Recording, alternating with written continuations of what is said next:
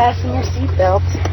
I am taking you for the ride of your life. I'm going to show you what this car can really do. Are you ready? I am ready. Hang on. Okay. Here we go. Hold on to your butts. Go get him, kid. It might be a tumor. It's not a tumor. Not a tumor at all. What you're going to ask me. So you can go ahead and ask me what you're going to ask me. And my natural response could be to get offended. Hey, want to hear the most annoying sound in the world?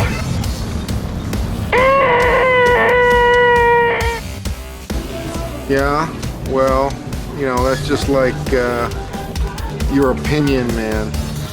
All right. You're listening to the 30-something movie podcast. One movie each week, 30 years in the making.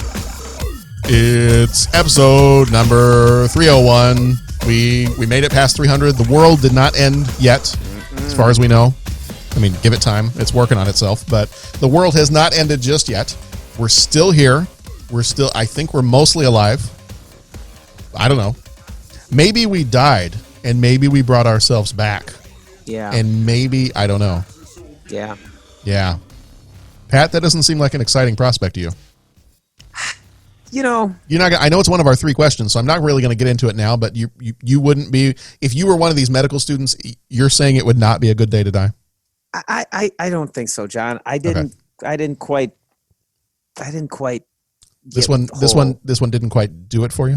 Yeah, I didn't quite get Okay. with the whole thing. Okay. All right. Fair enough. Okay. Well, anyway, this one is Flatliners, episode number 301, Flatliners. We hope you enjoyed our 300th episode. That was a lot of fun to do, to get everybody all back together again. Had Jeff with us and just got to go through and talk about our favorite kind of quotable movies and movies that we reference all the time. So that was a fun one to do, and hoping you enjoyed it as well. So now we are on the other side of that one, episode number 301. Very, very quickly, we spoil freely here, so just be warned. If you have not left us an iTunes review or wherever you get your podcast, you can leave us a review on there just to kind of let us know how we're doing, and that maybe that gets us in front of some other people so they can listen as well. And then visit our website, 30podcast.com. I have with me tonight a whole gaggle, a whole operating room, if you will, of doctors. Doctor.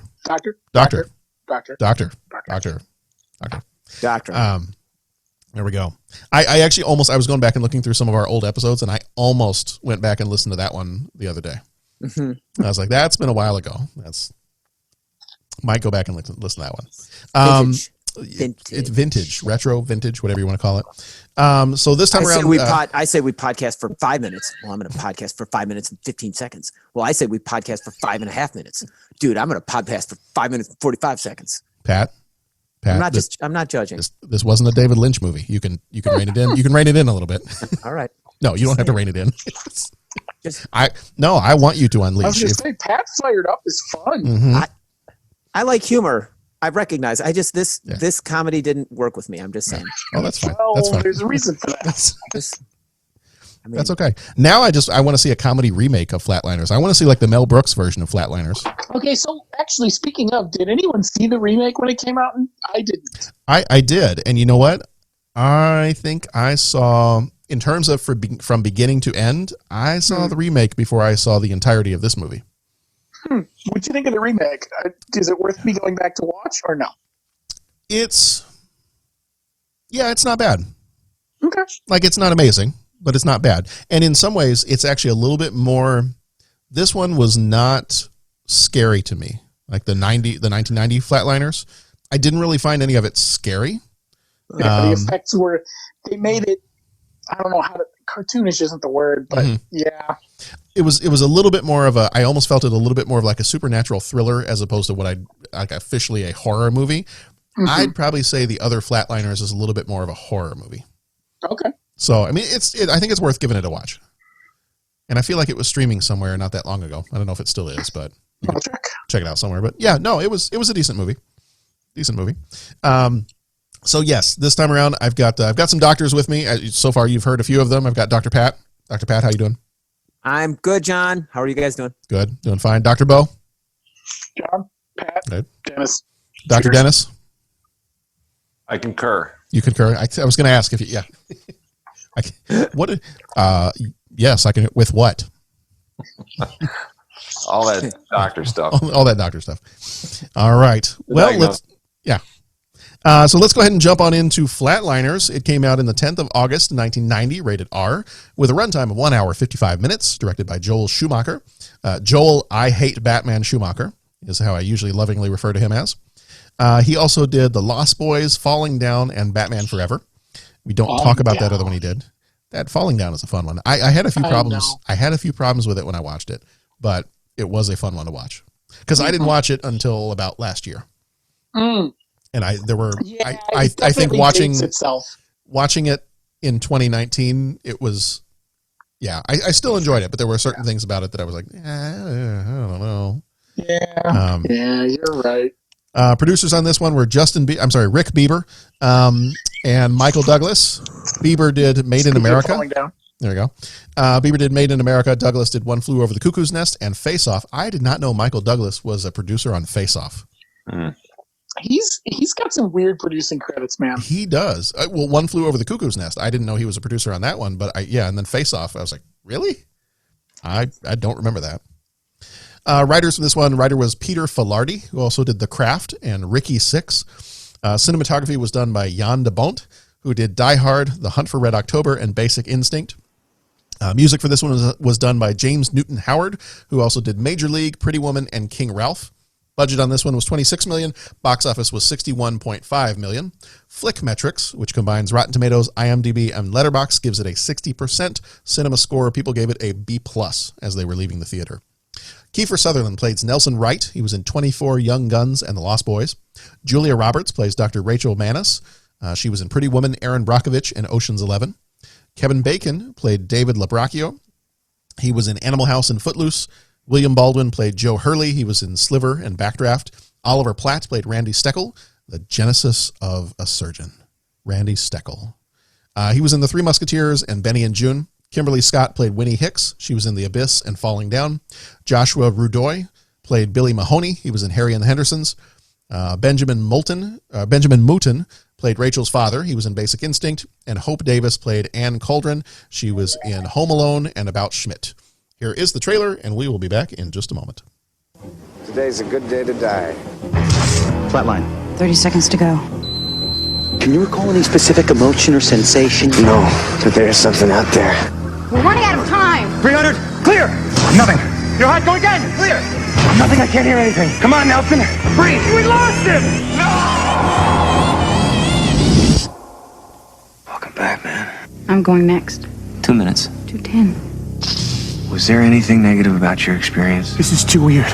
We've experienced death. Now somehow we brought our sins back physically. They're past. That is not hallucination, and it is not possible. Oh my God. You withheld information. That's the same as lying. You wouldn't have done it. At least we would have had a choice. They're not real. Hey, come on, they're your sins. Live with them. I do. No! Nelson, please! I thought I paid my dues. Thank you for the nightmare. No! Come on, Joe! Starting CPR. 1 1000, 2 1000.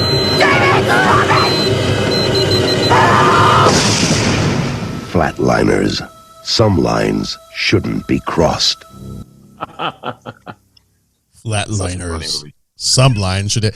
And Pat, the people listening to the audio cannot see your reactions at all, but I just enjoyed everything you were doing while the trailer was playing. Yeah.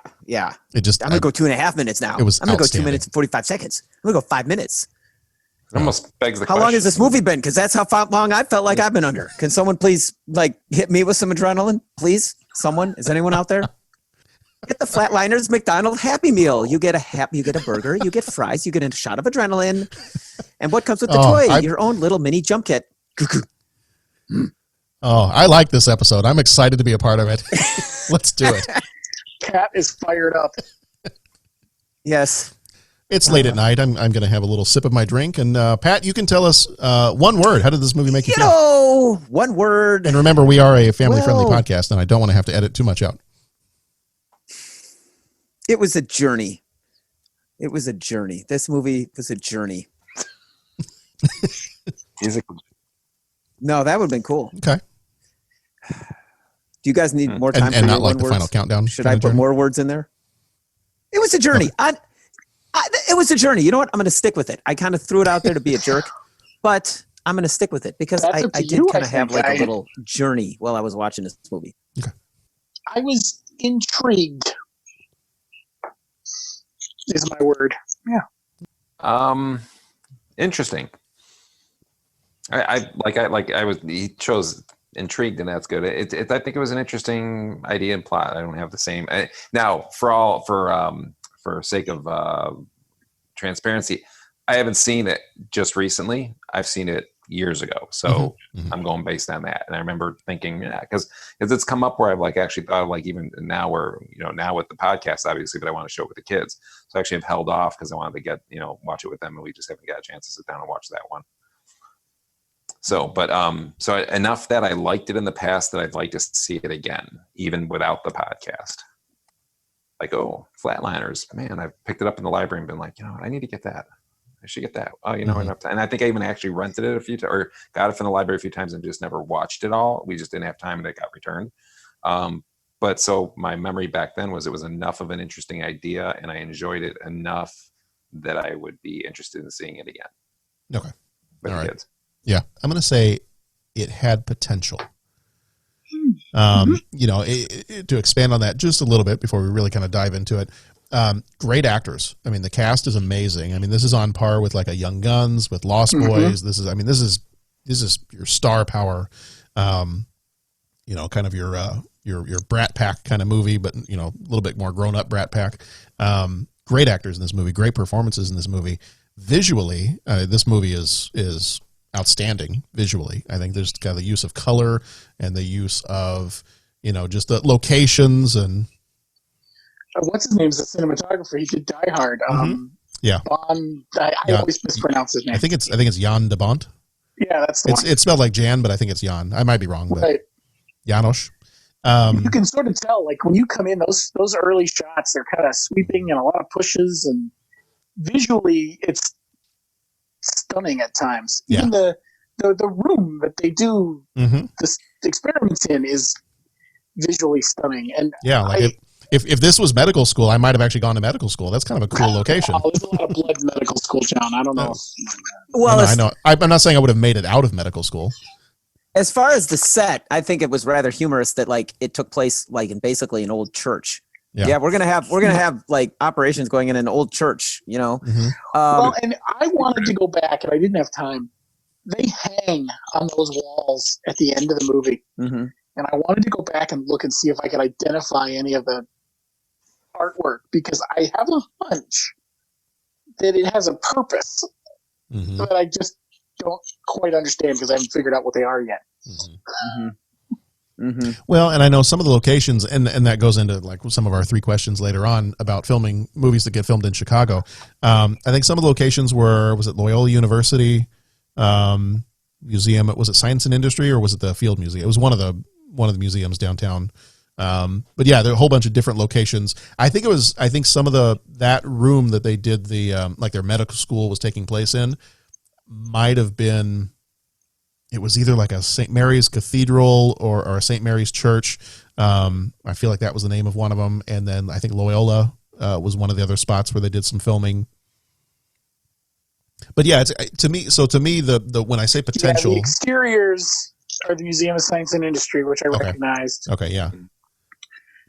I feel like the interiors were like there was a church, there was a Loyola University, there was a couple St. of Mary of the Lake. Yes. On Sheridan. Graceland Cemetery. Yeah.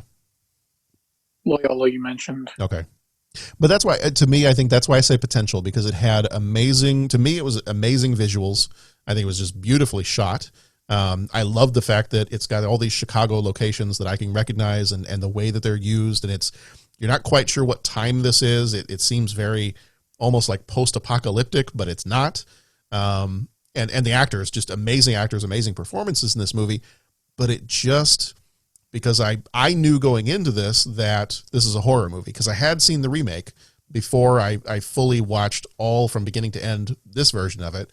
And the remake is very much a horror movie, and I always thought of this as a horror movie, but it wasn't scary to me at all. I would imagine had I watched this as a 10-year-old in 1990, it probably would have been terrifying. I'm not sure watching this as a 39-year-old in 1990. I'm not sure I would have been terrified. Maybe, but it's just not.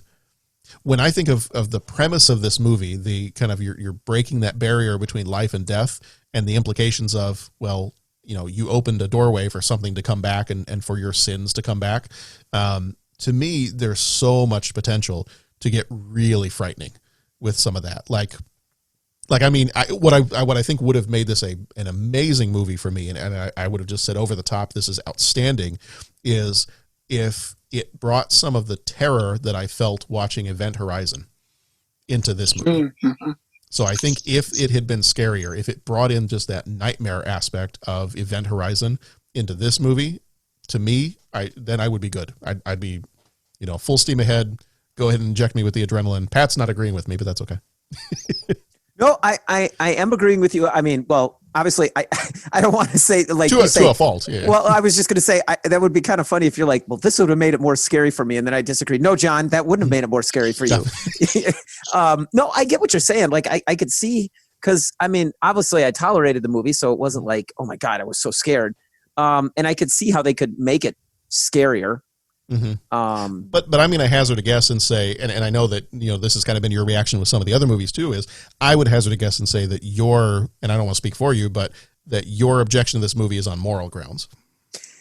Yeah, I did bump against that. Like, what are all of you jerks doing? Like, what are you doing? And then, I mean, obviously, and this is where the movie, I suppose, works in that way, because now, it's like, okay, let's talk about the movie for 5 minutes, but then let's talk about, for the next 5 hours, let's talk about, well, what do you think? Like, do you think that would happen? Do you think you could? What do you think it would be like if we start killing people and then trying to bring them back? And, all this kind of stuff. I mean, you could sit there and have that discussion to go, forever. And I don't want to sit here and start going forever, because I know I'd love to hear, what Bo and Dennis think of it. But I get what you're saying in that, how it was shot was beautiful, because there were a lot of scenes that I was sitting there and it's just like, it was almost like a tableau where there'd just be like 10, 15 seconds of just people sitting there and staring at each other, and everything was all like perfectly set up. This person was in the foreground. This person was angstily looking off to the nothing. This person was looking, and honestly, I was reminded of Lost Boys. I'm like, this is almost like with the Gothic and just with them sitting there. This totally feels like Lost Boys. And then it was later I looked up the information and it was like, oh, the cat that did this did Lost Boys. Okay, well, that makes sense. There you go. So yeah, it was definitely a slick movie, the way they shot it.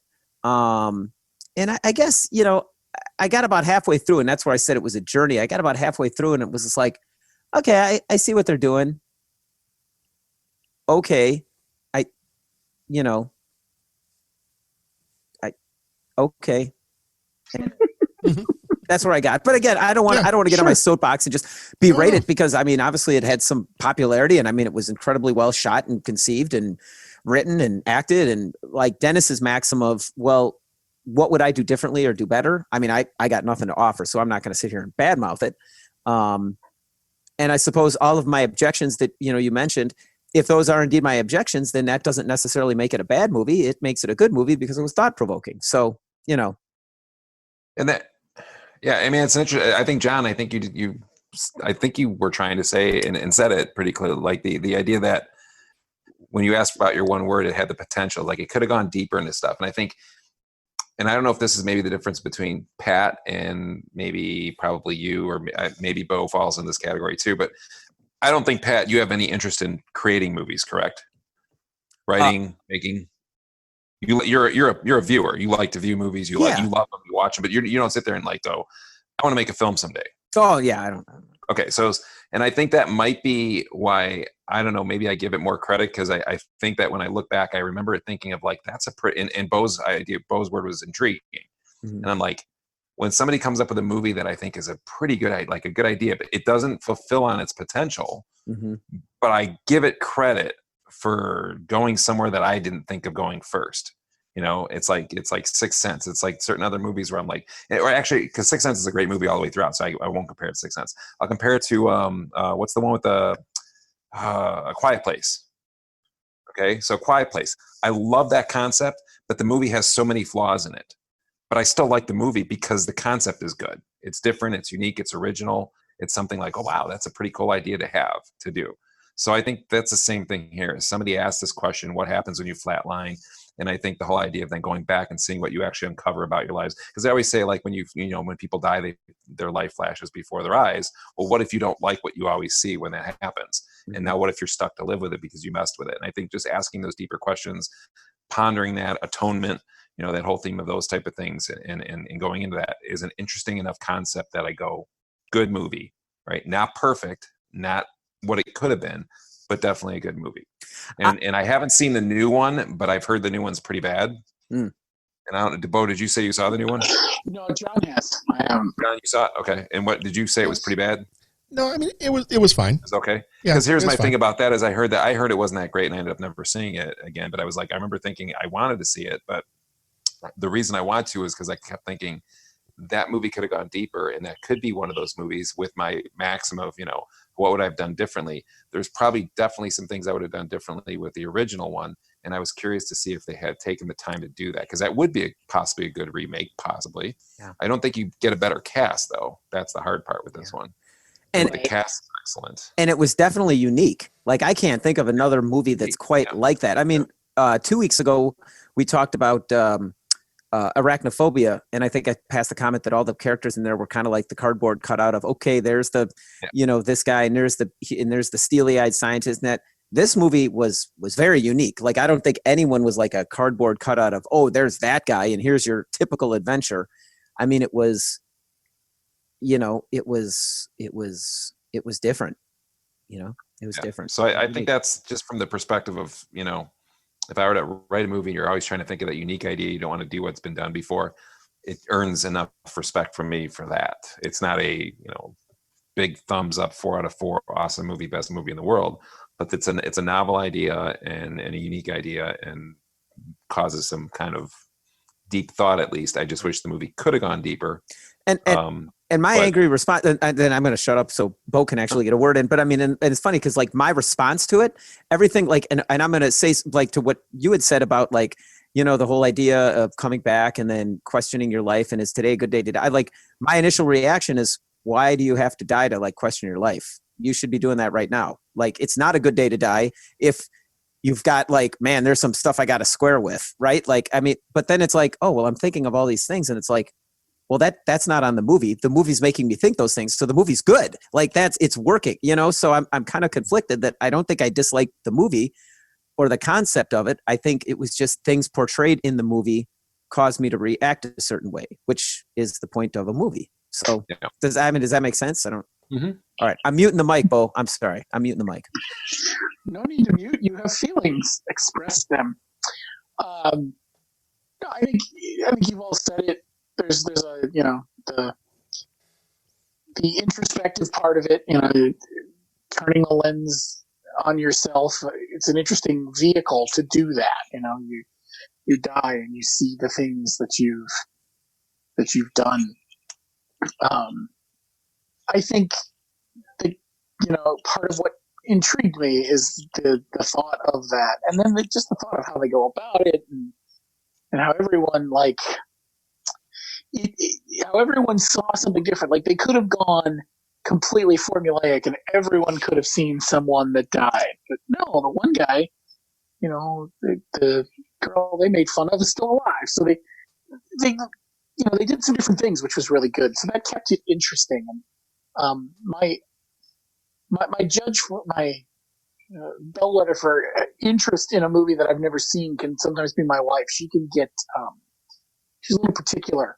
If things don't hold her attention, she'll turn them off. I don't do that. Like, if I've committed to turning something on, I'm probably going to finish it. And at the end, I might go, well, there's an hour I don't get back.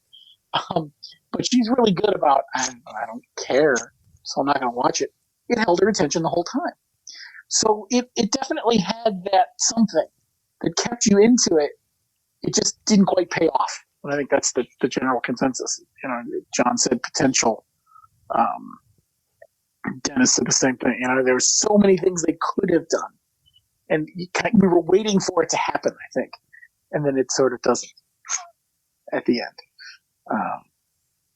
And Pat, I agree that the weird scenes with I'm going to go 10 seconds longer, and we should leave him in for 10 more seconds as he's holding the paddles, like he's, playing God with the guy's life and stuff. But that film time could have been used a little better, maybe. Yeah, and I think that was something with the remake. I was just curious, so I looked it up. The remake has a 4% on Rotten Tomatoes. Yeah, So I didn't hear good things, and that's why I never went to see it. Yeah, I feel like it was on, I don't know if it was on Tubi or if it was on one of those other streaming services that was, you could watch it for free. I feel like I watched it last year, and, it wasn't one of those, it was a movie that I finished it. I was like, oh, that was an okay horror movie. It wasn't one of those that I said, wow, that's like you said, Bo, that's an hour and a half of my life I'll never get back again. So it was at least entertaining enough. So I definitely would not give it a 4%.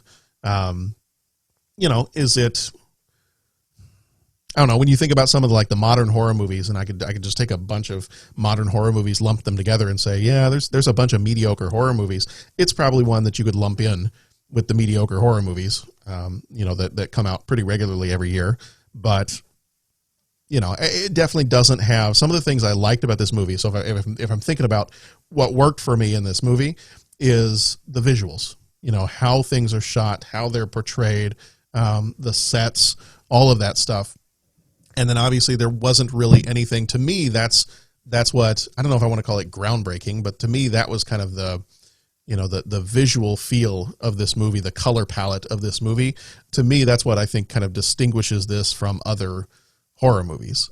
Like I said before, not scary enough for me to really be a horror movie, but just kind of the look and feel of this whole thing that, you have these very, religious locales, and you've got these people that are trying to play God. It was interesting. I did read, I think it might've been on IMDb, but I did read one of the responses to this was somebody had referred to this as what do they call it? They called it a Brat Pack neo-Gothic movie that is like Frankenstein in reverse. And I was like, no, you know what? That actually sums up the whole thing. That pretty much, that pretty much covers it. Is done. Yep, that's in one sentence. You've basically covered the entire thing. But it makes me think, Dennis, like you were saying, it makes me think of movies where I appreciate it, even if it falls a little bit short for me. I appreciate it for what it tried to do. And it made me think of when I was a kid growing up, I always had this idea in my head. I always had these different stories in my head. And I kept thinking, you know what, if I ever write a book, if I write a story, or if I ever wrote a movie, here are some ideas that I think would be visually, I don't know what the story would be, but visually I've got these things pictured in my mind. And one of them that I was thinking of when I was a kid was, I was like, what if you did a movie about, somebody traveling, and that was before I had read Dante's Inferno, but I was like, what if you did a movie about somebody traveling between heaven and hell and what that looks like? And then they came out with, years later, then they came out with What Dreams May Come. And I'm like, you know what? So funny. Yeah. Yeah. And I was like, they've visually hit so much of what was in my head as a kid for what, if I was going to make a movie about heaven and hell, they've hit on some of the stuff, the scenes in particular with the people's faces buried in the ground as he's walking through. And I think he sees his dad stepping there. On him. Or something. Yeah. Right. Yep. And I'm like, you know what? That pretty much hit what I was thinking. And this movie, even if it does fall short in some areas, and Pat, as we were watching it, my wife and I, we had the same kind of we'll talk back to the movies, especially if we're like, what, you guys are being so stupid. So we had, some of the same reactions you did, but we would kind of talk it out as we're watching. Like, I wouldn't do that. That's a pretty dumb decision. Like, nope, don't. But the pieces where I do appreciate it are like you said, Dennis, I can't think of, especially in 1990, I can't think of another movie who tried to tackle a topic like this. Yeah. You've had in the 80s and 90s, you've had a lot of sci-fi, you've had a lot of action, you've had even a lot of horror movies. You're starting in the late 80s and early 90s, you're starting to get a lot of Westerns. So you've pretty much covered all the different major genres of movies. And the closest thing where I think they could have taken a little bit of a cue from some of the 80s horror movies is maybe if they were to take something like, Nightmare on Elm Street, they started getting funny after a certain point. But that idea, this movie is perfect for what is each person's individual, in those movies, it's what is each person's individual nightmare going to look like. And it can be very distinctive and very, terrifying you could hit all the different demographics in your audience by saying, well, okay, if you're terrified of spiders, here's your nightmare. If you're terrified of, people with freakishly long arms, here's your nightmare and all that kind of stuff. But that for me is where it kind of falls apart. Like for me, pretty much everything else works. Obviously I don't, as human beings, I don't agree with the choices that they're making. And Pat, I think you and I are probably on the same page with that one. As I'm looking at that, I'm going, if this were real life and this were me, I'd be backing away as fast as I could. There'd be no way I would ever be a part of this experiment. Am I curious about what happens after we die? Absolutely. Do I need to test that out? Nope. There will be a time and a place. We're all going to find out. So I'm going to find out eventually. So, or not, but I believe I'm going to find out eventually. So I'll just wait for that to happen. I don't need to hasten that any further. I'm quite happy where I am right now. And when the time comes, the time will come. But because, like you said, you express the curiosity of it. That's where the intrigue of the movie comes in, is because even if we're not willing to go there, it's kind of like, well, okay, but I'll watch him do it. Right. So you kind of live a little bit vicariously through the other person taking the risk to see what that's like. So I think that's where it does kind of work, because it's like, yeah, I'd be kind of curious. I would, like you said, I wouldn't do that, but you can go ahead and give it a shot and tell me what it was, right. So it's that kind of feeling. The comparison with Nightmare, and I know that, Pat, I think some of your, I don't know if the criticism where the locations, a little bit of where they're setting this stuff up, and I get. Oh no, I don't mind it. I just said it was. I didn't mind it. I just said it was humorous. What was that? Like an odd choice, or no? No, I just said it was kind of humorous that they've got a hospital set up in an old church. Like that's kind of what it looked like. Not their experiment, because they were going somewhere off with the air experiment, but wherever they were going for class with the guard. I mean, it looked like it was like med school at Hogwarts Academy for the school of. I think this is a film thing, but and Dennis can tell me if I'm crazy. I think they were trying to evoke the feeling of an old school operating theater from way back. Yeah. And where that was what they looked like. They really to do something because no one else would approve this. You can't set they were this circular rooms college and lab or something. You couldn't set this in a medical facility because no one would let this happen. So like they had to do this kind of undercover, almost a little bit of like going to the cave in Dead Poet Society. Sort of feel to it, and I think that it also then sets up a big part what you guys have already touched on, which is the use of color in this film, and how they use color and how they use the different realities in different places and different experiences of for the viewer. Where when you mentioned Nightmare on Elm Street, John, the great thing about that was you had these different nightmares in places, but you didn't know that it was a nightmare until, you know what I'm saying? Like the whole cell there is almost the opposite. Like you couldn't use color in different ways or do things because you didn't want to convey that to the audience. You want the audience to not know whether this was really a nightmare or not a nightmare. Like you didn't want to know.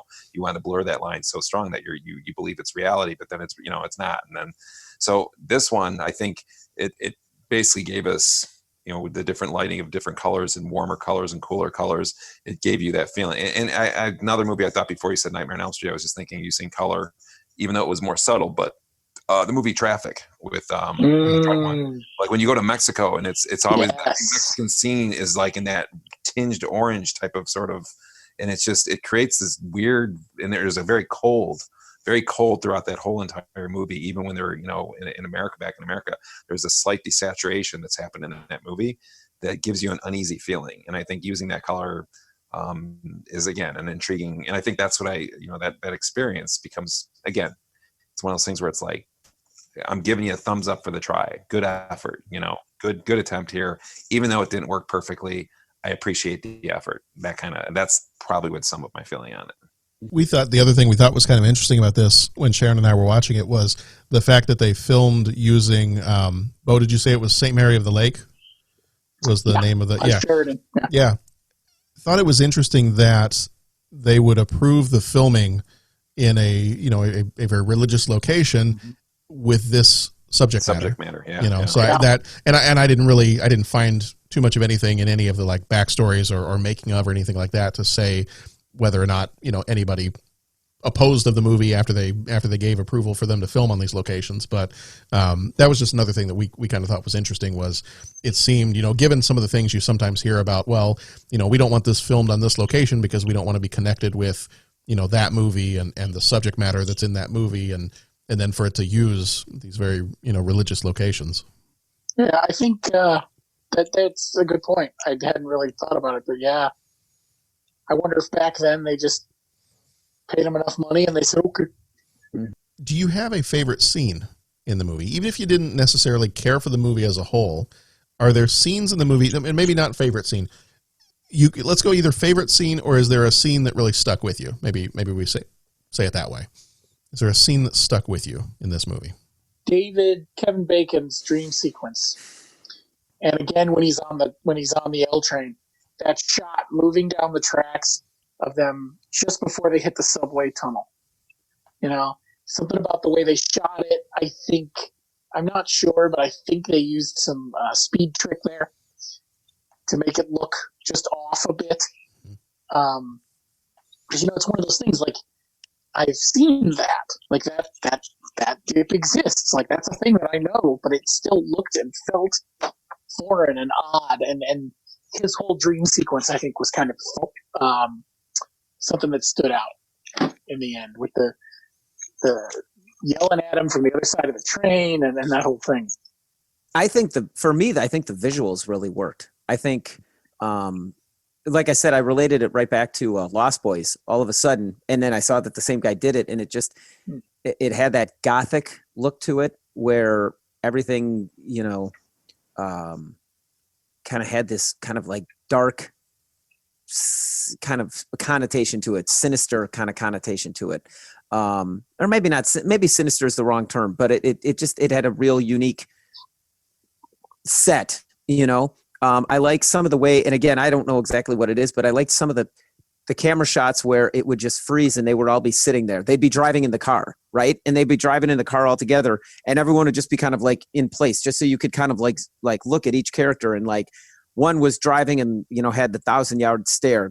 They're just, looking ahead. The other person is looking off into something else. The other person is, like covered in the blanket and trying to recover. And they had a number of those scenes were out where you could just sit there and kind of like soak it all up. Just kind of, the picture is worth 1,000 words kind of thing.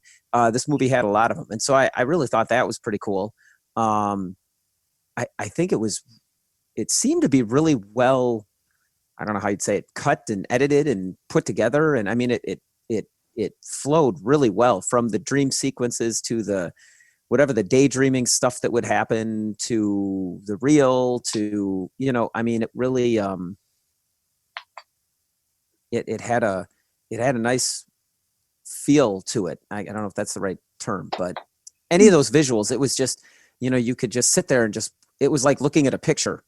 And they were, and he was good enough just letting that scene, whatever that was, there wasn't a lot of action. They would just be sitting there, and you could just kind of let it all sink in, whatever their emotions were. I think that's what was doing the sinking in. Yeah, I say same thing for me. I don't know that I can pinpoint a particular scene and say, that was my favorite scene, or that scene really stuck with me. But again, it's as I've said several times, and Pat, as you said, it's kind of the visuals.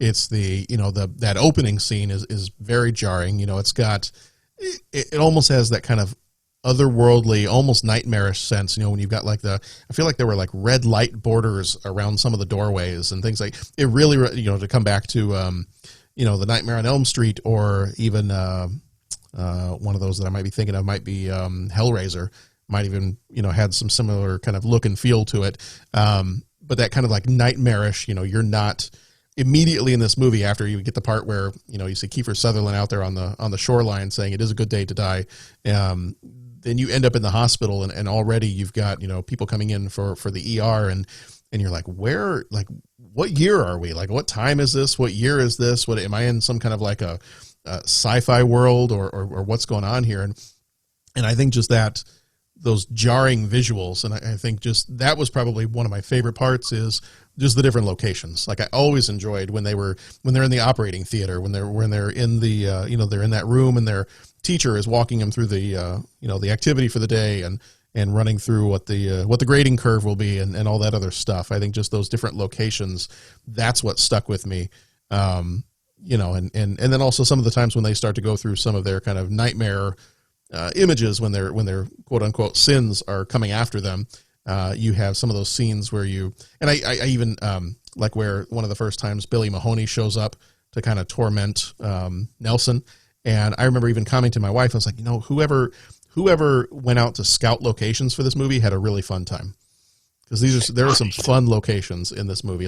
And I remember doing that in college when at the time I was like, you know, I know I'm going to be an English teacher or a journalist, but I had in the back of my mind, I was like, well, what if I could save up and just get a really nice video camera and just make my own short little movies. And I would just drive around town sometimes when I was done taking classes or done with my homework or whatever. I'd get in my car and I'd just drive around town. And every once in a while I'd stop and be like, you know what, this viaduct, this thing over here, that would be a cool shot if you were going to do somebody needed a passageway with these column type things, this overpass.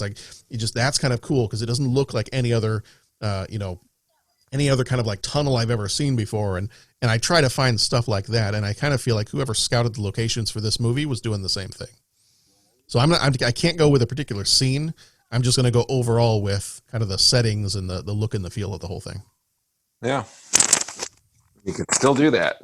Go around and, it's the cool thing about the technology nowadays. It's and that's why, and again, I don't know. I'm not picking on you, Pat, when I say this. I'm just saying, I think a lot of these podcasts and all those people out there listening to it, and then people who comment and stuff, it's everybody comes through a certain filter with films, and it's really interesting. That's why I think films are interesting to talk about, is because some people see them as the viewer only, and other people experience it through a lens of what they might want to do, or they're directing, or how they would have done something different. And I admit, I do the same thing. I drive around different places nowadays, and I'll just see some place. I'm like, now that would be a good location for this to happen. Or that barn right there creeps me out.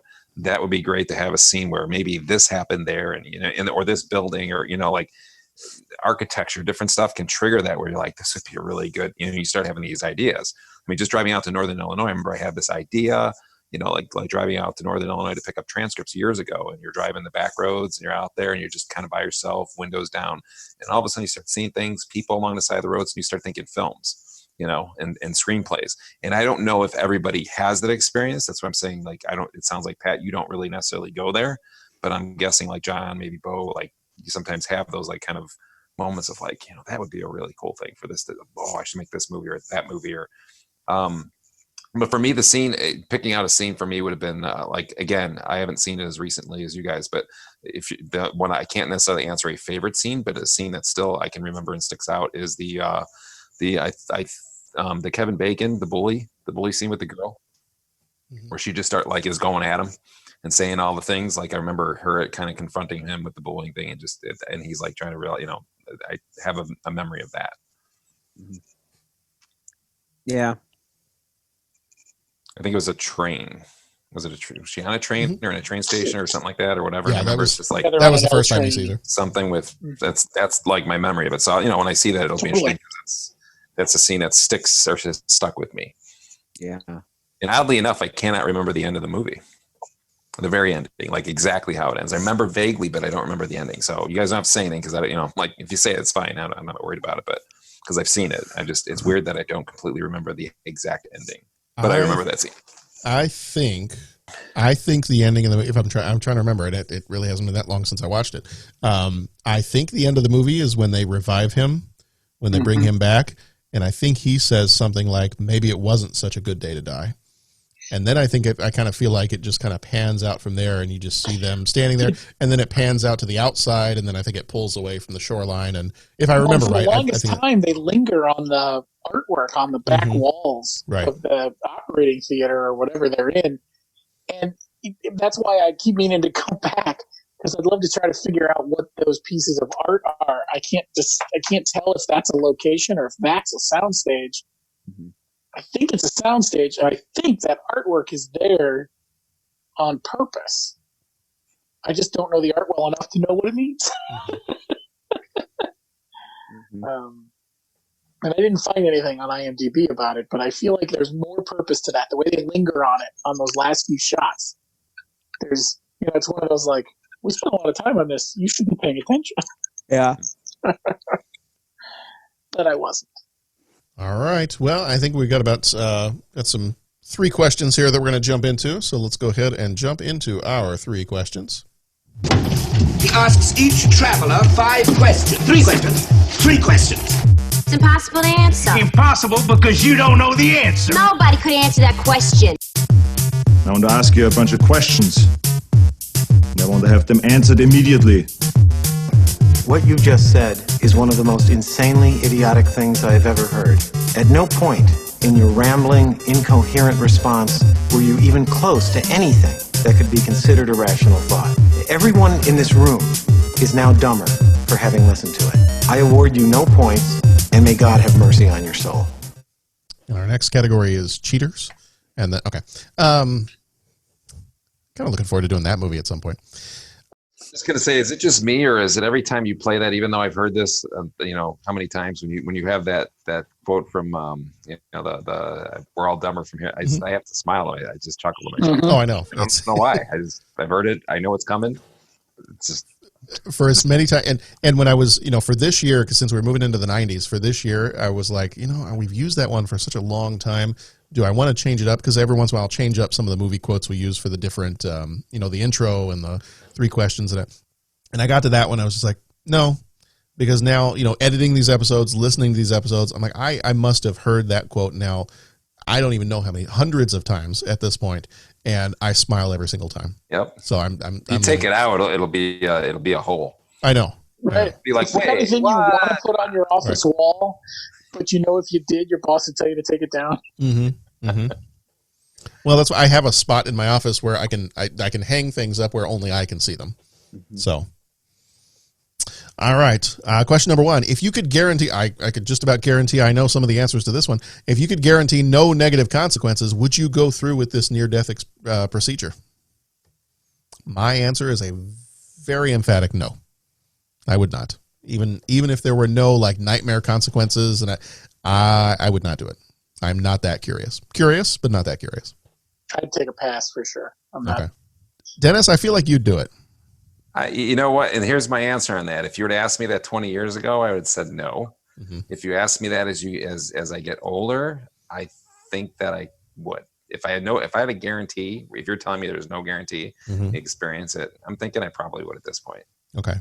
Whether guaranteed. It's a sense of adventure, whether it's a sense of figuring something out, whether I don't know. Yeah. Guaranteed that you could be revived. So that's not a question. You could be brought back, and guaranteed that nothing is going to follow you and torment you, and just going through this procedure to see what if anything is on the other side, and then knowing that you are guaranteed to be able to come back. Well, I guess I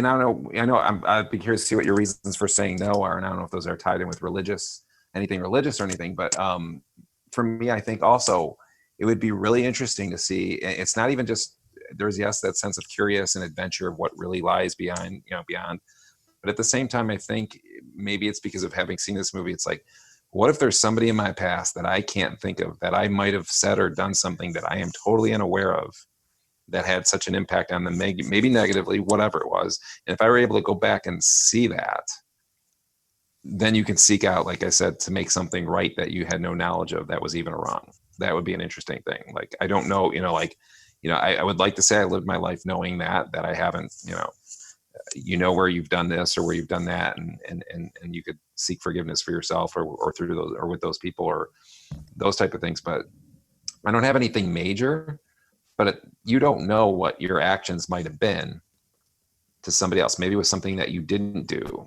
and somebody wanted you to do. I don't know. It can go into a whole thing. So I think that would be an interesting thing of for me, if I had time on this earth and I can go back somehow and see that through this process of what lies behind it, somehow I have the ability to see that.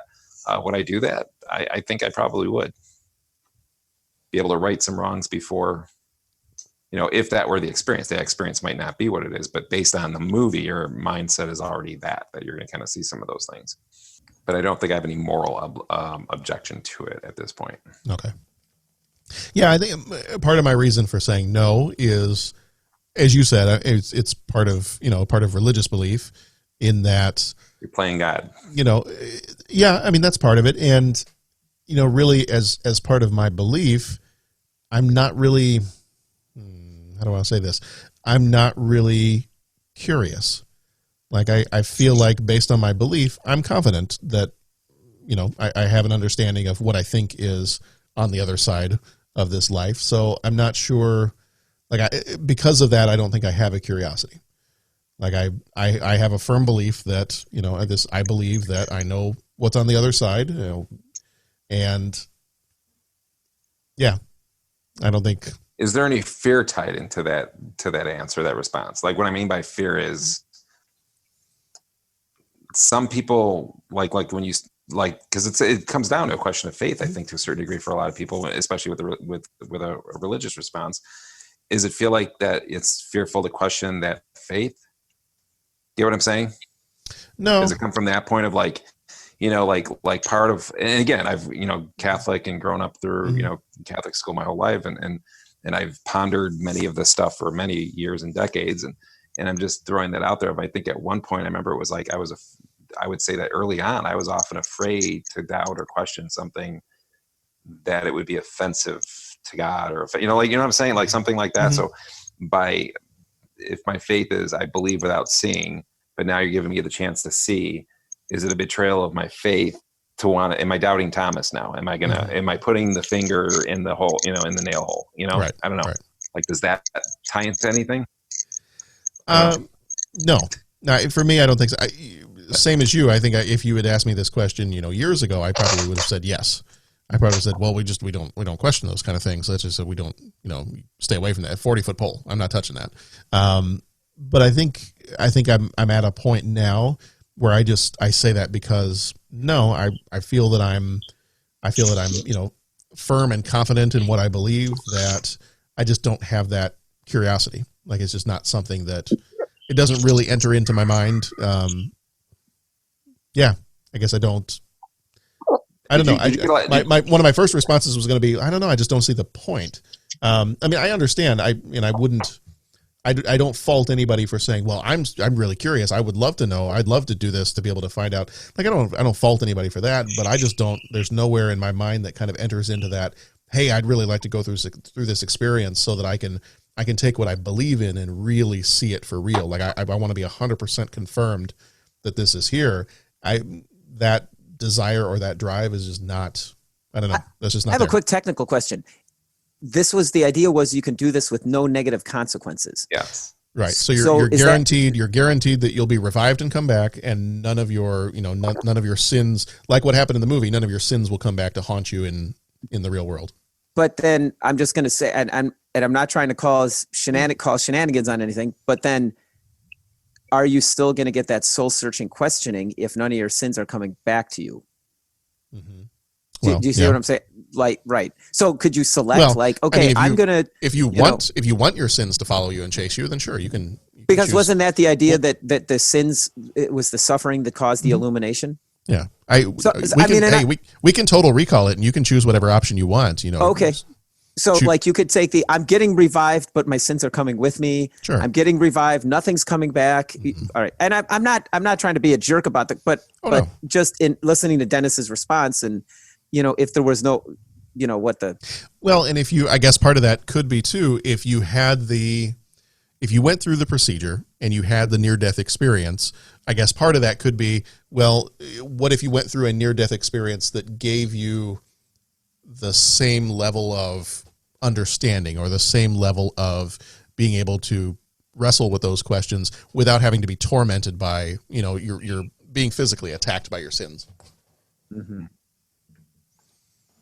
There's no horror aspect to this. That's where that's what I'm trying to say, kind of with the negative consequences piece is. There's no horror aspect to this. You could face those questions, like Dennis, like you said, if there's somebody you had wronged that you didn't even know about, that you could face that by going through this procedure, but not be like, they don't show up and beat you with a hockey stick. No, you're just aware of it. You just somehow get a reflection of your life and what you do, like a life observed, or right.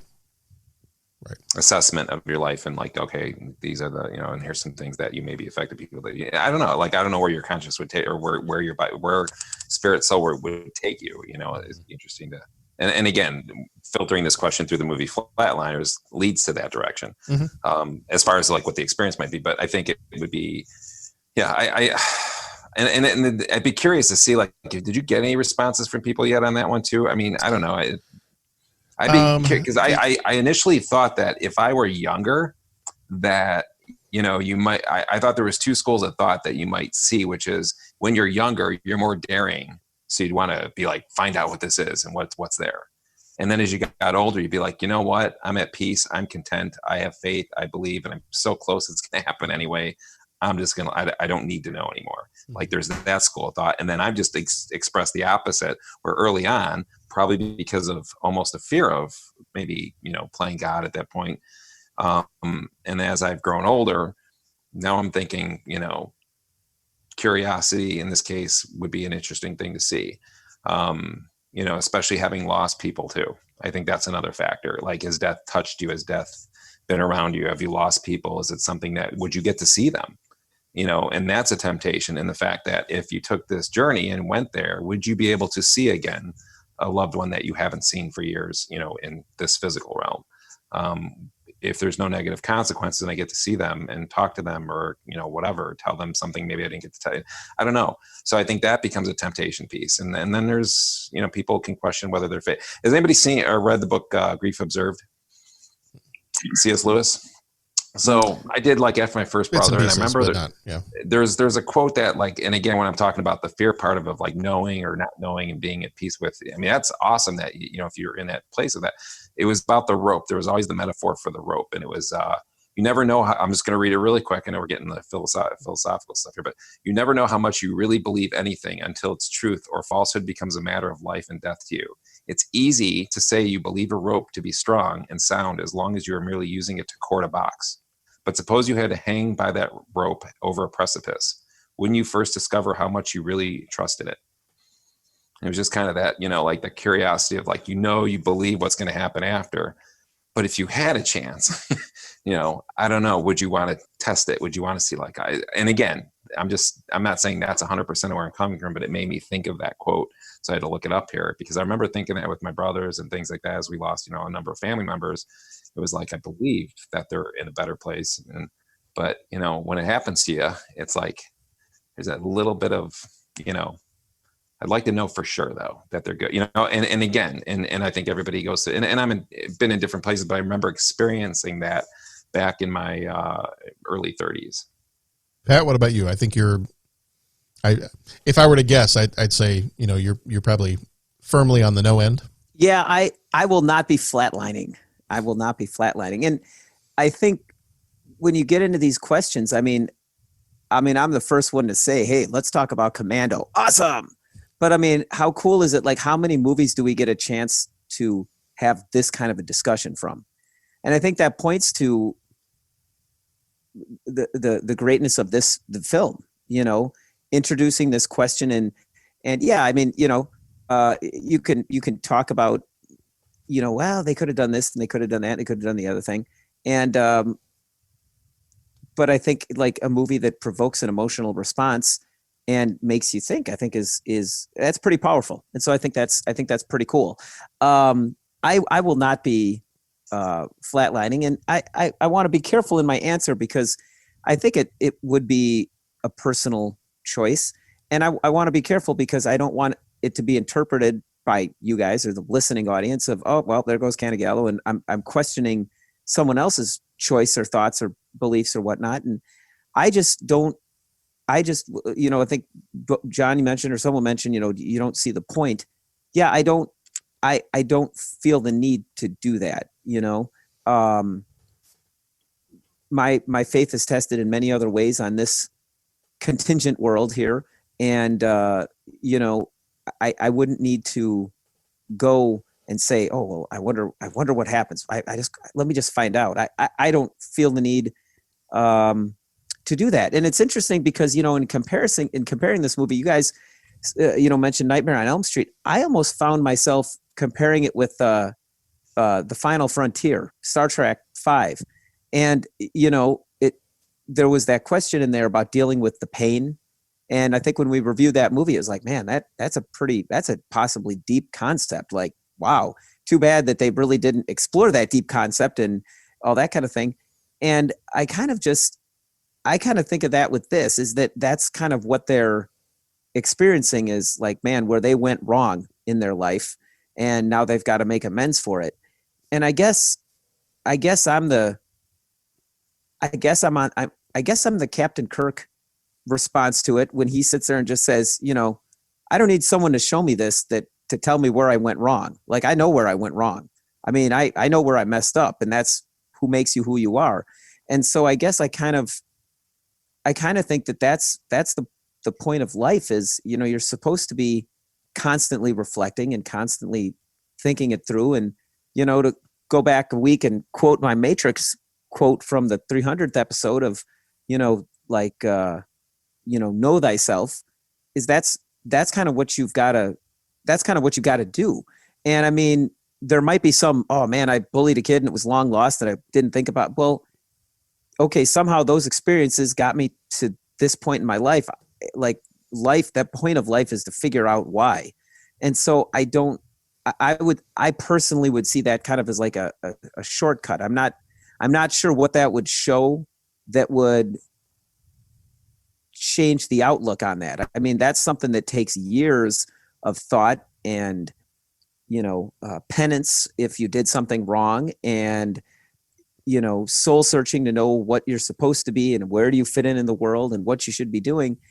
And then as far as the part that kind of got me angry about this is, you know, you've got these 4 or 5 young doctors. I mean, they were all medical school students, and, you know, they didn't have to go, you know, advance on a beachhead, you know, under heavy fire. They didn't have to go fight a fire. They didn't have to go, you know, be on the front lines of a pandemic.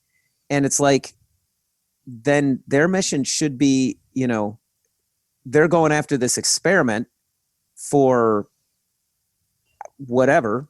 And it almost becomes and that's what I was making the joke, like, well, dude, I'm going under for 4 minutes. I'm going under for 5. Well, how about 5.5? It's like, yeah, you know what? Maybe you should be kind of giving back in this world. Like, maybe, like, you're going to be a doctor. I mean, there has some pretty powerful, you know, you got the ability to do some good in this world. So what are you going to do with that? And doing those experiments and trying that, I mean, you know, you got the responsibility in this world to bring some good. And I just see that as kind of going down a path of why are you doing that? Like, go volunteer with Doctors Without Borders. Go volunteer for the Peace Corps. Go work on the front lines of a pandemic. So I'm getting preachy, and I'm sorry, everyone. I'm sorry, listening audience. And I'm just going to end by saying I'm not holier than thou. I'm sitting here for the rest of my entire life. I'm like, am I doing this? Like, am I giving back as much as I should? Like, did I blow it somewhere? And do I have to make amends? Am I like where? But that's the point. We should be constantly questioning that. And some, you know, killing yourself for 5 minutes to find out, you know, what's at the end, what's with the light at the end of the tunnel doesn't seem like an avenue that would be beneficial to me. Now, I'm not questioning, I'm not judging. If someone else finds it beneficial, more power to you. I think it's a pretty deep question, or like it has many different layers to it. And again, and you could answer that. The spirit of the question could be in 2 different ways. One, if you're asking the spirit of the question of would you flatline based on the experience that these guys had in the movie, then you're going to this whole past thing. And I agree with you what you're saying, you know, like you should be self-reflecting yourself. You shouldn't have to go into that type of realm to figure out if you really impacted somebody. If you're constantly self-reflecting and going through that thought process. I think though, as doctors, and I get, yeah, they should be helping out and doing other things. But at the same time, I think you can't deny that has probably been one of the biggest questions of all time for so many people, human beings, spiritual, not spiritual, religious, is what happens when we die? Because you even see it on interviews all over the place with people. You know, I've seen so many TV shows where somebody goes, what happens? And Keanu Reeves has a good one. You know, like go look up Keanu Reeves. He was on Fallon or somebody, and they asked him that question: "What do you think happens when we die?" I know it was on Stephen Colbert, and he asked him. I'll send you the link to it. You know, and he has a simple answer, but it's a question that we've always wondered. You know, so I think to just kind of necessarily discredit it as a kind of a trivial question. It's a big question. What does happen when we die? People are always wondering that and asking what happens when this life is over. So I think that for medical students who are going to see people, if they're going to see people die, it might add some comfort to them that they know that this happens or whatever they discover. So I could see them trying to maybe be perplexed by that question of what happens when I lose a patient, what does happen? Well, yeah. And I'm not dismissing the question of what happens as trivial. I'm not dismissing that as trivial, but I just don't see that within the parameters of what we watched of the film. Yeah, and that's what I'm saying. There's two spirits of this question. One is in the kind of more fun, like not fun, but like, hey, here's Flatliners. Entertainment, yeah. And what the experience of that flatlining experience was in their movie. And then there's the chance of if you could experience death without being, without where you definitely could come back and there'd be no negative repercussions, would you? And that's where that spirit takes a hold. That's where I answer more to also the yes that I would. Because I know, and I don't know about Bo, like what you've in terms of loss, and I don't want to pry at any point, but I know that we have all, Pat, we've all experienced loss to people very dear and close to us. And I always think, I guess I would phrase that question again to John is and Pat, and all of you, if you could go back, so let's forget about the movie Flatliners. If you could go and experience that, and possibly see or connect or reconnect in a different way than we do every day through prayer and thought and everything else, but in a little bit more of a somewhat physical sense. It's not really physical, but it would feel like more physical. If you could see a loved one again and say something to them by going through that experience, would you not pass that up, or would you pass that up? So if I could go and flatline, go through that process, and now it's not about the movie and it's not about seeing past traumas or hurts, but literally I could go and I could actually see my three brothers and my dad. Would I do that? I think I would. I would not. I still would choose not to because, and I think it goes back to, again, kind of the, your belief about what is it that happens after we, officially die, the final time, if you had the opportunity to go back temporarily. I think I would still say no, because I think that I already have it in my own beliefs. I already have an understanding that I'm going to see these people again at some point. And then from that point on, there's an eternity together, and just kind of putting that in perspective. There's nothing that I don't feel with any of the family that I've had pass away. I don't know that I feel, are there things that I wish I could still say to my dad? Sure. But he knows how I felt about him. I know how he felt about me. So I don't feel like there's anything that's left unsaid. If someone were in a different spot where something happened very suddenly and you didn't have a chance to say goodbye, or you regretted things, no closure.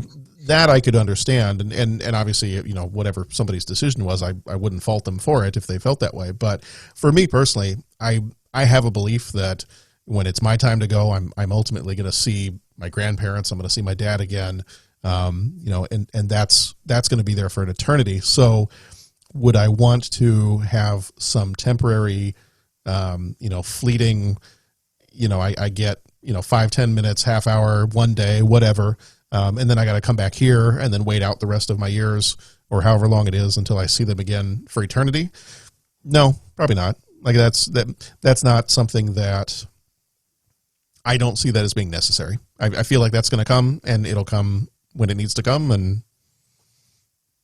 that's how I view that. Is that it doesn't? That's not something that drives me. Would I love to see him again? Sure. Would I love to talk to him again? Absolutely, every day. But if that were the way to go about doing it, I think I would say no. Because I feel like if you get into that type of situation, would I then be in a spot where I'd have to be like, well, but do I ever want this to end? And if I got to go back to the people who are still alive, then yes, this has to end. And then, I'd rather just wait for it to be more of a permanent thing. For me, it's simpler than that. I think it goes into what John said a little bit. Like I'm not in a hurry to find out. I'll find out eventually. It's just not something I have an itch to do. But that is kind of the interesting thing about this movie is, as you were talking about that, in terms of the movie, I think that gets to a point where that's not even the message of the movie anymore. It's not even about the afterlife piece of it. You've got these doctors who are playing God, who are acting like rock stars, and it becomes more about their egos. But then if the movie's teaching a lesson, it's, hey, this is more about how you live your life now. Like, don't worry so much. If you're a jerk in this life, don't worry so much about your afterlife. I mean, you get what's coming to you, but maybe be a little bit more concerned with how you treat people in the here and now, and not so much trying to find out what happens after all this. At least that's what I kind of came away with. It was is that's, you're maybe focusing on the wrong thing if that's where your focus is, and not that in the part of the story where they are the doctors trying to push the boundaries and trying to understand the science of it. That part I understand, and that part, what popped into my mind as I was watching the movie was the line from Jurassic Park. Your scientists were so preoccupied with whether or not they didn't stop to think if they should.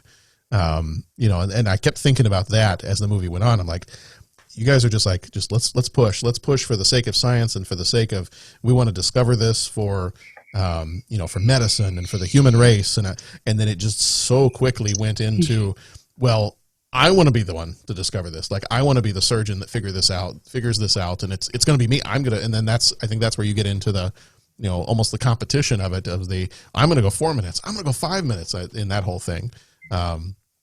But I think it just kind of comes down to, and that was probably my takeaway, even if this wasn't the lesson of the movie, was, I'm more concerned with how I am living in the here and now. The rest of it, it'll take care of itself. I mean, we're talking on a variety of levels here, and I keep relating back to the movie and what was portrayed in the movie, compelling. And yeah, I mean, if the whole thing, I mean, I might even come around a little bit on what they're trying to do. If they're like, look, we got to understand where our patients are coming from, so we're going to try this to better understand our patients. I could understand that. And I'm just kind of working off the movie and a lot of my responses and what I see, with the movie. I've heard everyone's thoughts on potentially seeing people that we've lost and all that kind of stuff. And, I have my own beliefs on that, and I'm treading lightly because I know that it's a potentially, if not, it is an emotional subject for people. So I want to be careful because you say a contrary thing, and I don't want anyone to interpret that that's a judgment or something like that. But it's definitely a deep question, and they present some pretty interesting concepts in this movie. Mm-hmm. Now, on the social media side of things, the only two responses that we got, I think that they probably misread the question, because the question was, would you go through, if you had no negative consequences, would you go through this near-death procedure? And I think that because the responses we got were from Jason, one of the hosts of the Surely You Can't Be Serious podcast, and one of the other Oklahoma folks, Tristan, and Jason's response was, no negative consequences? I'd rob a bank under those conditions. Sure, mark me down. And I was like, okay, well, that's not exactly what the question was getting to. No, we've had this 45-minute deep philosophical discussion, and there's Jason. He's robbing a bank. So, and then Tristan replied to him, and he said, well, I'd rob Jason Colvin on his way home from the bank. So, have him do the work. Yeah. Yeah. All right. Okay. Well, question number. Trees are afoot in Oklahoma. Apparently, you got to be careful there. Just reiterating what Pat said, yeah, like you said, you get into, for some of that, can be pretty deep emotional, or you get into some of the spiritual aspects of things and people's moral beliefs, spiritual beliefs, religious beliefs, and definitely, yeah, I'm pondering, and but I definitely respect all your opinions, and I think I've shared all of yours at some point in my life, and like I said, it's always an interesting journey, and when you ask a question like that at a different age, it's interesting to see the different responses as we all grow and evolve and change too. It's interesting. Well, and I think, Dennis, I don't know if it was you or I don't know if somebody else had said it, but I think it's interesting how we can watch a movie that some people can you could throw it away as all right, so it's kind of maybe like a 90s cult classic movie, and it didn't do great when it came out, and it's I've seen some people call Flatliners, it's a mediocre movie, and people just, it's a cult classic that was a mediocre movie. And yet, the thing I appreciate about it is it's a movie that can bring us into a 45-minute discussion philosophically on life and death. And, Pat, I think you mentioned it too. You're like, I didn't really care for the movie, but the fact that we can, use a movie as a platform to, talk about these kind of thought-provoking questions, I think that's one of the great things about it. All right, question number 2. What is your favorite movie that features a near-death or afterlife experience? Near-death experience, it's an interesting way to define that in film sense, but I went back to a movie that, oddly enough, I feel like I've mentioned in the past few weeks, and I can't remember why, but Defending Your Life. Interesting. Yeah. So, Is that It's Albert Brooks, isn't it? Albert Brooks? Is it right? yeah. Yeah. Mhm. Yeah. Yeah. Yeah. Good movie. I like that one. I got nothing that isn't going to sound like I'm just giving it an excuse to talk about Gladiator. Do you need an excuse to talk about Gladiator? One never needs an excuse to. But I think I liked. I'm gonna say real quick. If anybody says Rise of Skywalker, I'm kicking you off of this Zoom call. Okay? I wanted to lay that out there real fast. Death experience in Rise of Skywalker. Was there one? There was a lot in Rise of Skywalker. Yeah, there were several. Near-death experience, but it was also the second part is the afterlife. Oh yeah, okay. Yeah. Well, there were some near-death experiences, and that was just with me watching the movie. Yeah. But anyway, I continue. Gladiator. It was I liked the way they portrayed that. You know how he was. Mm-hmm. You know, I thought it was very. As he's walking through the Elysian fields, and then he opens the doorway, and the way the music swelled, and I just thought, I just like that portrayal. Now, historically correct and all that, like I don't know, maybe not, but I just thought that was cool. And I thought when his buddy, the other gladiator guy, and I forget his name, but you know, at the very end, he's burying the little statues, and he says, you know, we'll see you soon, but not yet. You know, and I just thought that was pretty cool. Far and Away had another great one. I really liked the portrayal in that. It just it fired on all cylinders for me. I thought that was really pretty awesome. You know, so I think those movies had scenes that just kind of depicted that. I know that everyone, you know, is going to groan if you we're not a fan of this movie. But I like the way that they portrayed it in the movie Titanic. I thought that was a really, really powerful way that they put that in there. So I kind of, that's kind of what those are the ones that I think of, with portrayals of near death, type experiences. Although Titanic really wasn't near death type experience, but you know, so real quickly from Twitter, at Tristan Martin on Twitter said The Lion, the Witch, and the Wardrobe. The scene where Aslan passes away and then comes back. And mine, I'm going to go, I've already mentioned it in this episode once. Did I steal yours, Dennis? Yep. It start with a W? It does. There you go. I'm going to take What Dreams May Come. Mm-hmm. Yeah. The first time, and we both, Sharon and I, we love that movie. And I remember, I think we saw it in the theater when it came out, and just the creativity of the visuals of that movie, and just the depictions of, the differences between the heavenscape and the hellscape, and just kind of everything that goes into that. Have you guys all seen that movie? Dennis, I know you've seen it. Have you guys seen that one? Oh yeah, I own it. It's one of the few I own. I feel like we accidentally bought 2 copies at one point. So I think at one point we had, a couple of different copies floating around, I think Sharon and I each had our own individual copies, and then we got married and we had 2. So, but I would definitely go with that one, like that. And we haven't watched that one in years. I got to pull that one out and watch it at some point, but that would be my choice. Okay. I stole yours. So what else? You stole mine, because that would be probably my ultimate one when you say strictly the afterlife, because so much of the movie does take place in the afterlife. Then there's other ones that teeter kind of on it that I kept going through. You could even say to a stretch, Beetlejuice is that. I think I've seen it as listed as an afterlife movie. But for me, I would go with Sixth Sense as a tough runner-up. Sixth Sense, that whole experience. The Lovely Bones, which is also the book in Lovely Bones. It's a sad one. And then what was the third? Oh, and I think it falls under, to a certain degree, I think The Crow. Mm-hmm. An afterlife experience and coming back and trying to right the wrongs. And that's a good one. That's been too long since I've seen that one. That's I think I've seen it 3 times over quarantine. It's been on, I forgot what station. If Autumn catches it, she just starts watching it. If I catch it, I start watching it, and then we usually come in and end up watching the rest of it. Nice.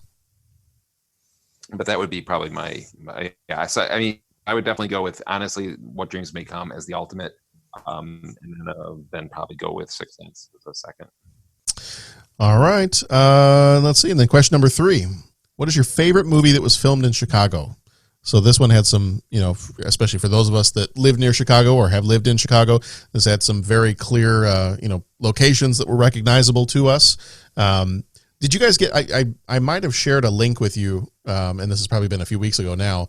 It was from the actual City of Chicago website, and it was chicago.gov, and it had a listing of every movie that has been filmed in Chicago since, was it like 18 something or yeah 1896, from 1896 up until I think it was like 2019, and not very many in 2019, so this list must have been put together early in 2019, but it has, I don't know where they're pulling all this from, but it's got every movie that's been filmed in Chicago, up through those years. So I don't know if you had a chance to look at that, or if you just knew off the top of your head, here's my choice right here.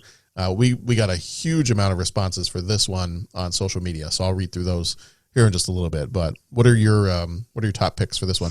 Dennis, I'll let you go first on this one. Top picks. How many are we getting? I don't know, 15, 20. 15, 20. All right. I'm going to go 2 that I was somewhat near or in as almost an extra, and that would be The Fugitive and Dark Knight.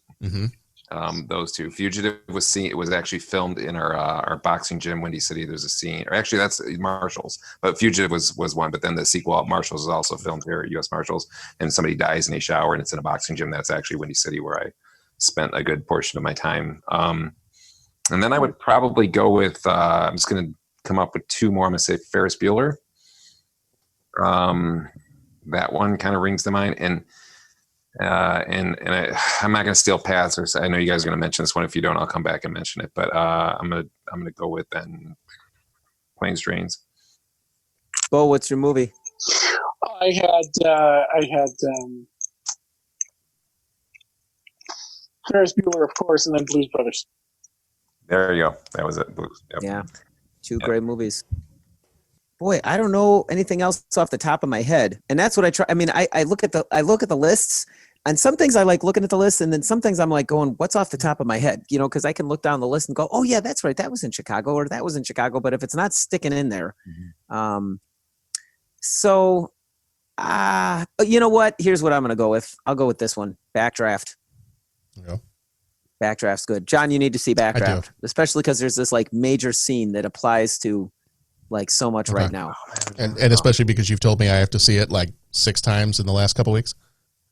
6 times at least in the last couple of weeks. It might have been 6 times in the last 20. Actually, that was when you didn't return my phone call the other day. That's what I was calling to tell you about was, hey, John, have you seen Backdraft? Might want to check it out there. Just saying. All right. God, it's been years. I need to see it again. I will jump on that. Yeah. I will jump on that. I'll say Backdraft. Okay. And then there's a couple others, but I'll let you throw, I don't want to steal. I don't want to steal from.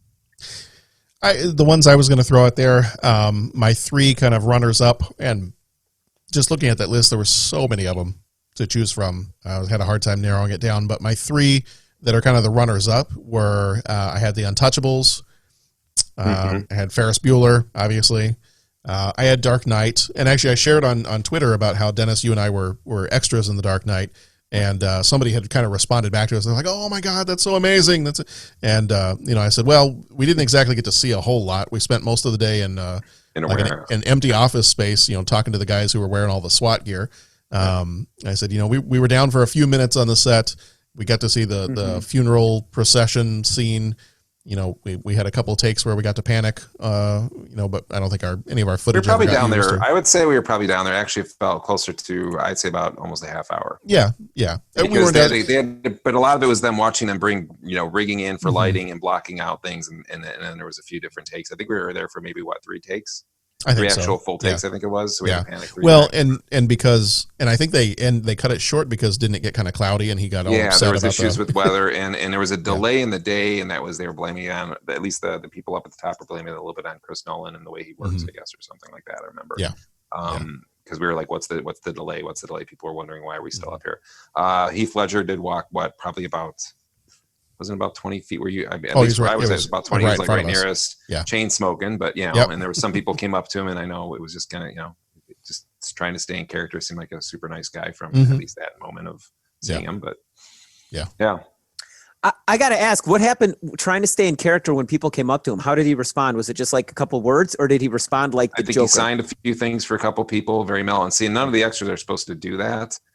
It's kind of like the deal as an extra, you're not supposed to go up there and harass or bother. And people weren't harassing, but there's a few people that just came up in between this whole big setup when we were waiting. He kind of, from what I remember, was kind of by the alleyway, and he kind of just stood there, and he was, smoking a cigarette, and a few people kind of came up to him, somebody might have introduced a few other people to him, and I think he signed a couple things and was just very, very cool, very calm, very nice to them, and then they kind of went away, and then that was it. So it was a brief encounter, but he seemed really cool. Didn't seem like, hey, I'm working here. He just was but you could tell he was like in his zone. Is the vibe I got. He didn't like, hey, I'm the Joker, and I didn't see him laugh and joke a lot around with people. He seemed pretty still somewhat stoic, but nice, in a stoic way. Yeah. But you could clearly tell when he was on versus when he was off, because of just his whole face. As soon as they yelled cut, like his whole face just kind of dropped. Like he was in character, and then all of a sudden, whoop, nodding. Yeah, still kind of in character in terms of how he was walking, and probably just that whole piece of being in the costume and being in the I feel like it's after you've done a run or something like that, Pat, where it's like you've got your running, you're in that zone running, and you're pushing time, and then all of a sudden it's over, and it's like you get a little bit of break, and you're resting between the next set. It's kind of what it feels like, where he's got a little downtime, and he can't keep that up for so long. You feel the drop, like he's saying, like John's saying, it's not drop down and come out into a different character. It's that character just takes it down a couple notches, almost feels like, and gets a little bit of a relief. Okay. And then, so Bo, what Dennis is saying is it's like being at a buffet, and you've been going and going, and then just all of a sudden you just like hit a point. You're like, you know what? I got to take a little bit of break from the bread here and maybe do something different. Well, yeah, that's when you go to the salad bar. Make it a universal experience metaphor for everybody. It's good. Right. Yeah. So I do. As soon as you said, Pat, it's kind of like when you're running. I'm like, well, I got to come up with something for me and Bo here. I want to include everybody here. So, but I think the one that I'm going to choose is the one that even before I ever moved to Illinois, as a kid, I knew nothing about Chicago, growing up in Texas, and then living in England, and living, in a couple other states, living in California, Missouri, all these. If you were to say Chicago to me, from when I was a little kid, if you said the word Chicago, my first response was going to be Blues Brothers. So that one for me, I felt like, when my dad told us that we were moving to a suburb of Chicago, like that's immediately what I started picturing. I was like, oh, okay, I know exactly what Chicago looks like. Kind of forgetting that, that was Chicago of like 1980, but there are some parts that are really not all that different. But for me, I think it'd be Blues Brothers. So we had a bunch of responses on here from the social media accounts. Jason Colvin on Facebook said all the John Hughes movies are obvious choices. He started to list off Ferris Bueller leads that group, but overall he said I'm going to go with Running Scared with Billy Crystal and Gregory Hines. He said great buddy cop movie, Shine, Sweet Freedom. So I have not seen Running Scared. That's actually he is not the only person to have mentioned that. So Michael McDonald, right? Shine, Sweet Freedom. And then Tristan Martin on Twitter at Tristan Martin said The Dark Knight. Let's see. At Gidget Von LaRue on Twitter said, I have a few of them. She mentioned Ferris Bueller. She mentioned Blues Brothers. And she also mentioned Running Scared. And then on Twitter, at Gamecock Mitch said, this was tough. I could have picked 3 other movies, but nostalgia took over and I decided on this one, Adventures in Babysitting. Oh. So. Yeah. I thought about that one. The exterior of that building is pretty iconic. Mm-hmm. When I posted up a picture that I had taken a couple years ago of the kids at the Art Institute when I was trying to get them to reenact one of the Ferris Bueller scenes of staring at a painting. So I posted that up on Twitter a little bit earlier. We didn't make it to the actual painting that Cameron is staring at in the movie, because I think by that point at the museum the kids would have eaten each other. So I picked different paintings that I thought they would be interested in. I took a picture of them staring at it from an angle. Right. All right. Well, I think that's going to do it. Yeah. The Negotiator. That's another one set in Chicago. Negotiator. Is that Sam Jackson in that one? Yeah. Yes. And thinking of locations and things like that too. I mean, that's I don't know who was it Pat maybe who was saying, or maybe it was both. Somebody saying about like, is it movies that you notice that it's Chicago? Like The Dark Knight is not supposed to be Chicago, but we know it's Chicago. So, but then there's other things where the actual Chicago is an important location or something. Weird, creepy one that came out as I was going through the list too that I remember just location wise, and I think it was Wacker Drive. Well, I mean, I know obviously like in Dark Knight and things like that, Wacker Drive played a big part, but I believe the movie, it was a Henry Portrait of a Serial Killer. Had a lot of Chicago things where I remember seeing that movie and was like, wow, like I'm actually like walking around this area like every day when I was working downtown. So there was like a lot of spots that was that Michael Rooker? Might be, yeah, Michael Rooker. Yeah. Was it? Okay. Yeah. A Henry Portrait of a Serial Killer. Yep. Twisted film. Yeah. Yeah, I haven't seen that one. I've heard it's good. I've heard it's disturbing, but I've heard it's good. It is, yeah. But I remember like noticing places, and it kind of affected me, like going to certain places in Chicago where like, that this happened in the movie and now you're there. Really quick on one movie, because I know you're going to wrap up, John. I'm going to let you, but one movie too that I should have said earlier that I don't know why it came to me later. I should have pondered the questions more. One more honorable mention for the Afterlife films that I just literally saw about 2 weeks ago, at least the second half of it with the kids on TV, was Heart and Souls with Robert Downey Jr. Yes, good remember one. Yeah, so they're singing. There's a lot of good characters in there, like good cast in there again too. So have you guys seen that or no? Heart and Souls? No, I haven't. It should be probably maybe Netflix. I'm not sure, but we saw it on cable or something, like it was on a TV station. But check it out. It's fairly early Robert Downey Jr. and like right after all of his trouble, right? Yes. I believe it was right. Yeah, but it's called Heart and Souls. The Walk Like a Man. Yes. It's worth the right movie there. just for that. Walk Like a Man. Yep. So definitely, and all the people out I might there have to dig that up. I think my wife. If you haven't seen that one, people see it. Anybody out there? It's a good film. Yeah. I might have to dig that up. Yeah. My wife would enjoy that in quarantine, I think. Yeah, no, I haven't seen that one. All right. Well, that's going to do it for this episode number 301, Flatliners. So we got into some deep philosophical conversations here, some deep thoughts with Jack. Deep dive with Jack.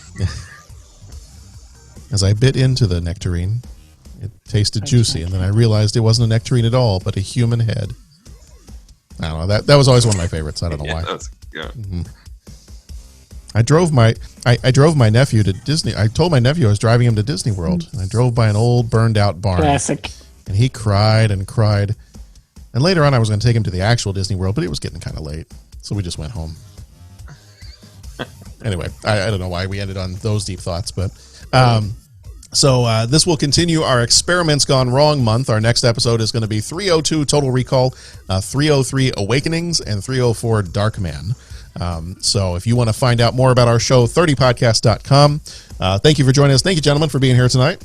Thank you, John. Thanks for having us, John. Thanks for doing all this. Thank you, John. So we'll be right back here next time with Total Recall. You can choose your fantasy for Total Recall and join us for that one.